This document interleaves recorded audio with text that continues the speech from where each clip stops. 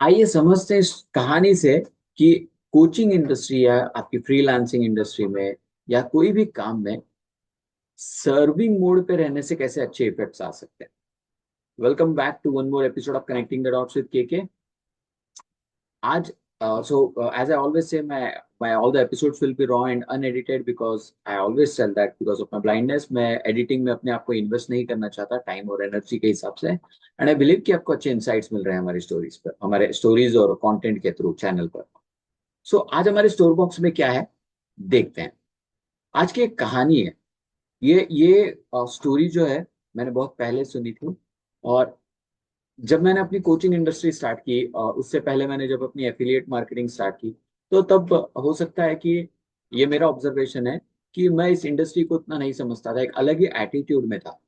लेकिन मैं जब फुल टाइम कोचिंग इंडस्ट्री में मैंने अपने आप को इन्वेस्ट किया, physically, mentally, financially, every way, तब मेरे को ये बात कर रहे थे। ये कहानी जो है जो मैं आपको सुनाने जा रहा हूँ, इसका मुझे बहुत इम्पैक्टफुल कंक्लूजन लगा। राइट। तो आइए देखते हैं कहानी कैसे चलती है। ये कहानी है, अर्जुन और कृष्ण एक समय जा रहे थे। और कृष्ण और अर्जुन जैसे बात करते हुए चल रहे थे, वो ये हम सबको पता है कि अर्जुन और कृष्ण बहुत अच्छे मित्र थे। तो वो दोनों जा रहे थे। और जब वो एक रास्ते से गुजर रहे थे, अर्जुन की नजर एक इंसान पे गई जो बहुत गरीब था। मतलब उसकी हालत देख के लग रहा था कि ये बहुत पीड़ित है या बहुत परेशान है। इट वॉज वेरी क्लियर समझने में कि वो फ्रस्ट्रेटेड है अपने लाइफ स्टाइल से या जो भी उसके जिंदगी में चल रहा था। तो अर्जुन ने कृष्ण से कहा कि अरे ये इंसान मुझे बहुत पीड़ित लग रहा है। तो वो क्योंकि एक अर्जुन एक वॉरियर था, एक राजा था।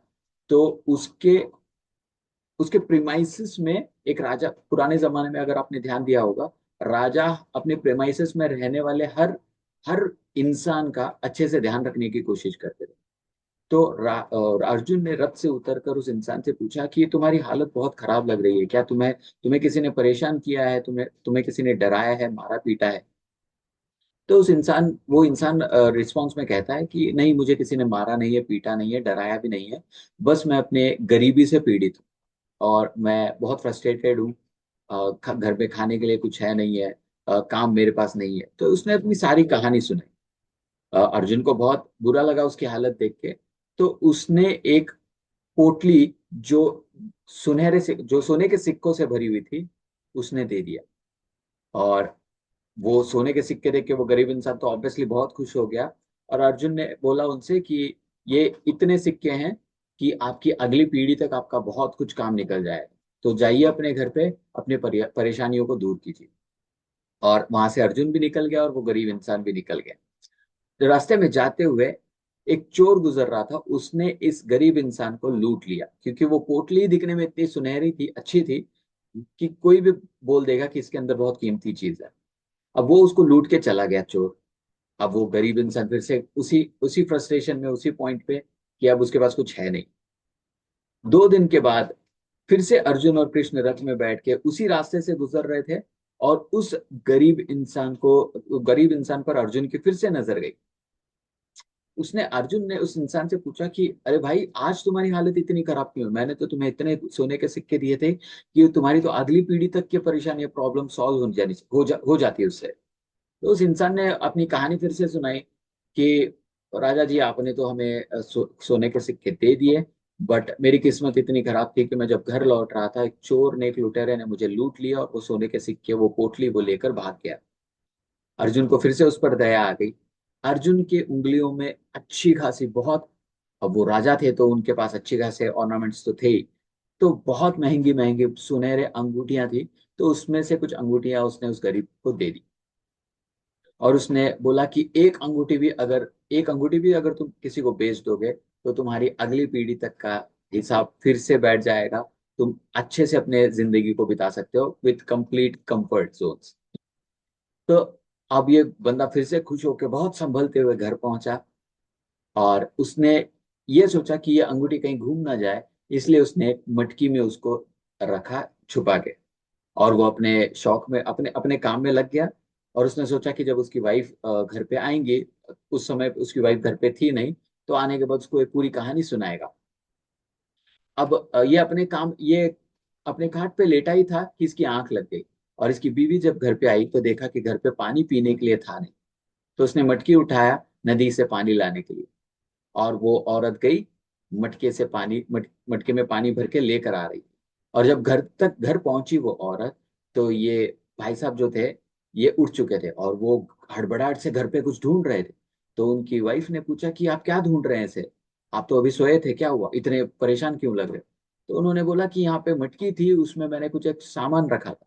तो उन्होंने और बात करते हुए देखा कि वो मटकी तो उनकी वाइफ के हाथ में थी।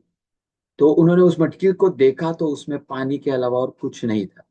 तो बहुत घबरा कर उन्होंने पूछा, बोला कि उनकी वाइफ ने पूछा कि ऐसा क्या हुआ कि आप इतने घबरा घबरा के इस मटकी में कुछ ढूंढ रहे हैं?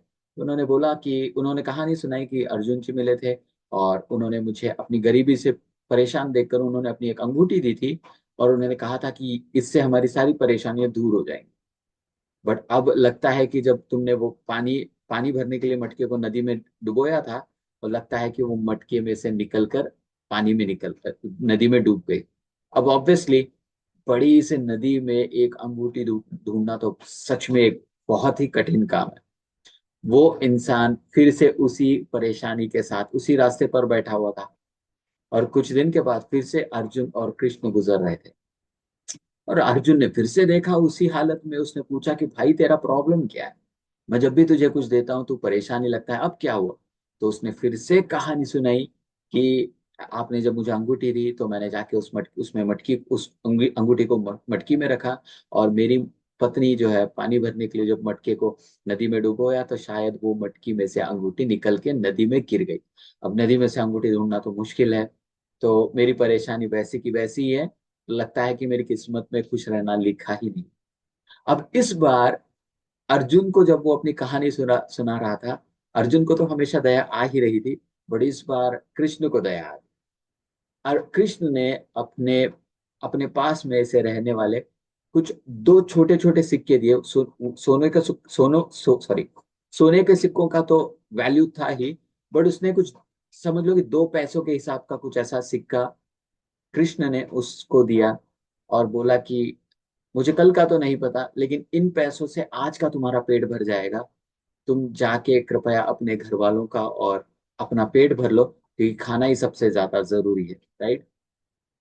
तो कृष्ण की दया के साथ अर्जुन और कृष्ण भी निकल गए, और उस गरीब इंसान ने उस 2 पैसों को लेकर सोचा कि चलो आज का तो कम से कम काम हो गया, आज का तो खाना खरीद सकता हूँ।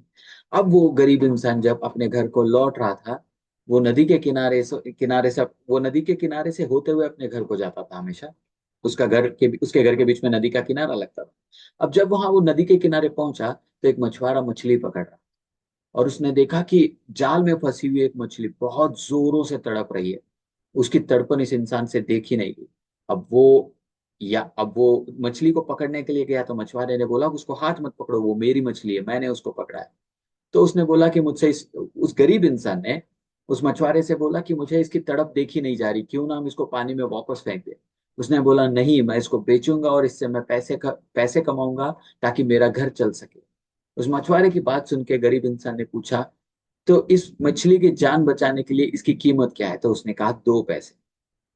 तो उसके पास जो 2 पैसे थे, उसको उस मछली पर उसके तड़प पर इतनी दया आई, तो उसने वो 2 पैसे उस गरीब को उस मछुआरे को दिए, और उस मछली जो तड़प रही थी फटाक से उठा के उसको वापस पानी में फेंक दी। और जैसे ही उसने पानी में फेंका तो एक जोरों की रोशनी चमकी, और वहां पे एक देवी प्रकट हो गई। एक लेडी चमत्कारी। आप आपने पुराने समय में देखा होगा, पुराने पिक्चरों में भी दिखाते थे, जब चमत्कार होते थे तो ये होता था।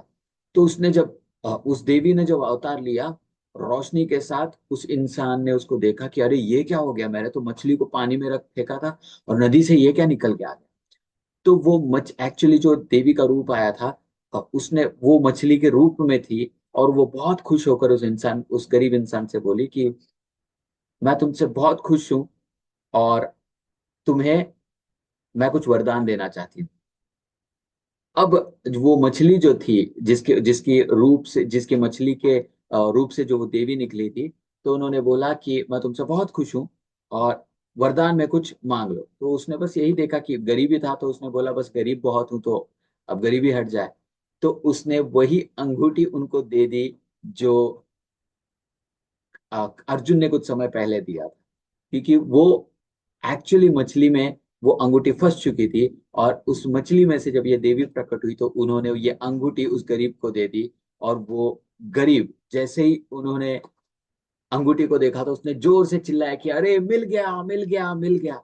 अब ऐसे चिल्लाने से चमत्कार एक और ये हुआ कि जो पहले जो लुटेरा इस गरीब इंसान को जो लूट के चला गया था वो वहीं से जा रहा था। और जैसे ही उसने सुना कि अरे मिल गया, मिल गया, मिल गया, तो उस लुटेरे को लगा कि लोगों ने मुझे पहचान लिया है और वो यही कह रहे हैं कि ये चोर मिल गया, मिल गया, मिल गया। अब वो जो भाग रहा था तो उसके जेब से एक पोटली गिर गई और पास ही में वो गरीब इंसान खड़ा था। तो उसने देखा अरे ये तो वही पोटली है जो अर्जुन ने मुझे दी थी। अब उसने वो पोटली को खोल कर देखा तो उसमें वो सोने के सिक्के उसी तरीके से थे। और वो चोर तो भाग गया और वो देवी भी अपने रूप से वापस गायब हो गई। उसको अंगूठी भी मिली और वो सोने के सिक्के भी मिले। जब ये शोर हो रहा था कि मिल गया, मिल गया, मिल गया, अर्जुन और कृष्ण वापस वहीं से जा रहे थे। तो अब इस गरीब वो अर्जुन ने और कृष्ण ने उस गरीब इंसान को देखा कि पूछा कि भाई आज तो तुम खुश दिख रहे हो, और उसके हाथ में वो अंगूठी भी थी और वो पोटली भी थी। तो उसने पूछा अरे ये क्या हो गया। तो उस गरीब इंसान ने अर्जुन और कृष्ण को सारी कहानी सुनाई। तो अर्जुन ने कृष्ण से पूछा कि अर्जुन, कृष्ण ऐसा कैसे कि मैंने इसकी मदद करी, पहले सोने के सिक्के दिया इसको, वो उसको वो हजम नहीं हुआ, मतलब इसकी किस्मत में नहीं था। दूसरी बार मैंने दिया इसको सोने की अंगूठी, वो भी इसकी किस्मत में नहीं थी। पर तुमने तो बस दो सिक्के दिए थे और इसकी पूरी किस्मत बदल गई। तो कृष्ण बहुत सुंदरता से उसने इस उस कृष्ण ने अर्जुन को जवाब दिया कि जब तुमने उसको सोने के सिक्के दिए थे, तुम्हें उसको उस पर दया आई थी, तुमने अपना काम कर दिया। दूसरी बार भी यही हुआ कि उसके सोने के सिक्के जब चोरी हो गए थे तो अब तुमको फिर से दया आई और तुमने सोने सोने की अंगूठी दी, जो वो फिर भी उस पर वो सूट नहीं हुआ, उसके वो काम नहीं आया, वो फिर से खो गई थी। बट मैंने जो दो सिक्के दिए थे उस पर दया आ गई थी, ताकि उस एटलीस्ट उसको मैंने उसको दो सिक्के दिए थे ताकि एटलीस्ट उसके आज का सॉल्यूशन हो जाए, आज का खाना मिल जाए। और ये जब इंसान दो पैसे लेकर जब घर लौट रहा था, उस तड़पती हुई मछली को देख के इसको रहा नहीं गया, इसको बहुत दया आई।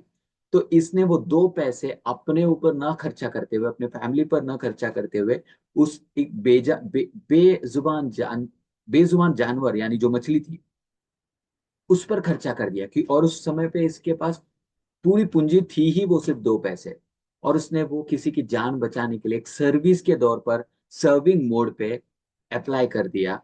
और एज अ रिटर्न उसको सब कुछ मिल गया जो वो डिजर्व करता था, जो तुमने पहले मदद के दौर पे की। कंक्लूजन ऑफ दिस स्टोरी मैं जो कहना चाहता हूँ गाइस, हम कोचिंग इंडस्ट्री में फ्रीलांसिंग में जब हम किसी को सर्व करते हैं तो हमारा काम ये नहीं होता कि हम सामने वाले से सिर्फ पैसे ले लें और सिर्फ अपना फायदा देखें। कभी कभी आप पैसे तो हम पैसे तो ले लेते हैं, मतलब आजकल तो कोचिंग इंडस्ट्री इतनी ओवरलोडेड हो चुकी है। हर किसी भी इंसान को पूछ लीजिए वो कोच बनना चाहता है, which is a good good thing.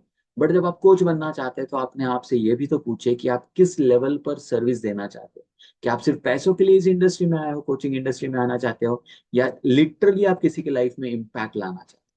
मुझे इस बात को समझते समझते 3 साल से मैं कोचिंग इंडस्ट्री में हूँ। मुझे बहुत समय लगा कि एक्चुअली कोचिंग कैसे की जाती है, कोचिंग में किस लेवल पे सर्व करना है और कैसे सर्विस देनी है ताकि सामने वाले क्लाइंट पर इम्पैक्ट आ सके। तो सर कोचिंग में यही होता है गाइस कि हमें सर्व करना था, पैसे तो लेना ही है because that's a part of the game. एक वैल्यू एक्सचेंज तो चाहिए, अगर मैं अपनी सर्विस दे रहा हूँ तो आपको बदले में कुछ देना होगा। और money is the greatest thing to create this seriousness, इसीलिए हम पैसे चार्ज करते हैं।